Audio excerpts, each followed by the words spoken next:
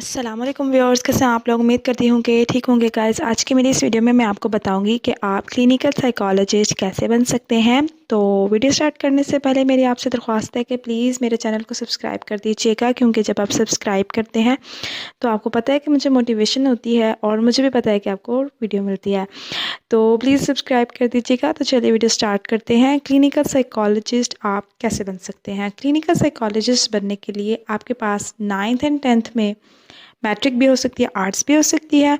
First year second year में आपके पास FSc भी हो सकती है, आईसीएस भी, एफए भी, आईकॉम भी और एफए साइकोलॉजी में भी हो सकती है और आर्ट्स में भी। ठीक है, अब जब आपने फर्स्ट ईयर सेकेंड ईयर कर लिया तो आप बीए इन साइकोलॉजी के अंदर एडमिशन लेंगे। उसके बाद आप बीए कंप्लीट करने के बाद एमएससी साइकोलॉजी कंप्लीट करेंगे और एमएससी साइकोलॉजी करने के बाद आप एमएस इन क्लिनिकल साइकोलॉजी में एडमिशन लेंगे। तो उसे कंप्लीट करने के बाद ही आप एक क्लिनिकल साइकोलॉजिस्ट बन सकते हैं। जो एमएस क्लिनिकल साइकोलॉजी में एडमिशन नहीं ले सकता है या उसे सीट्स नहीं मिलती हैं, वो डिप्लोमेस में एडीसीपी डिप्लोमा या पीएमडीसीपी डिप्लोमे में एडमिशन लेके जो है वो उसे कंप्लीट करने के बाद क्लिनिकल साइकोलॉजिस्ट बन सकता है। एडीसीपी क्या है, पीएमडीसीपी क्या है, वो भी आपको मेरे चैनल पे मिल जाएगी। आप सर्च कीजिएगा ADCP and PMDCP psyche with me, तो आपको वो मिल जाएगी। ठीक है, उसके बाद जो है अगर आपने बीए इन साइकोलॉजी या एमएससी साइकोलॉजी नहीं करना, बीएस साइकोलॉजी करना है, तो बीएस साइकोलॉजी करने के बाद आपको एमएस इन क्लिनिकल साइकोलॉजी करना होगा या बीएस साइकोलॉजी करने के बाद आपको डिप्लोमा करना होगा एडीसीपी में या फिर पीएमडीसीपी के। इन दोनों में से किसी भी एक डिप्लोमे में आप जो है वो एडमिशन लेके उसे कंप्लीट कर लेंगे। तो बीएस साइकोलॉजी करने के बाद, एडीसीपी करने के बाद आप भी एक क्लिनिकल साइकोलॉजिस्ट होंगे।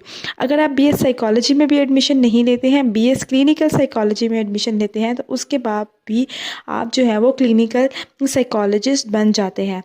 क्लिनिकल साइकोलॉजी के अंदर, बीएस क्लिनिकल साइकोलॉजी के अंदर आप एडमिशन लेते हैं और उसमें भी अगर आपके जो है सीन ये होता है कि आपने इतनी आवर्स की जो है वो इतने घंटे आपने लगाए हुए हों, इतने आपने पेशेंट को डायग्नोस किया हुआ हो, तो आप क्लिनिकल साइकोलॉजिस्ट बन जाते हैं। बेहतर यही है कि बीएस क्लिनिकल साइकोलॉजी करने के बाद आप एमएस क्लिनिकल साइकोलॉजी में एडमिशन लें या फिर आप बीएस क्लिनिकल साइकोलॉजी करने के बाद एडीसीपी या फिर पीएमडीसीपी दोनों में से किसी एक में एडमिशन लें और क्लिनिकल साइकोलॉजी के कोर्स वर्क जो भी उनके आवर्स हैं उन्हें कंप्लीट करें, तो भी आप क्लिनिकल साइकोलॉजिस्ट बन जाते हैं।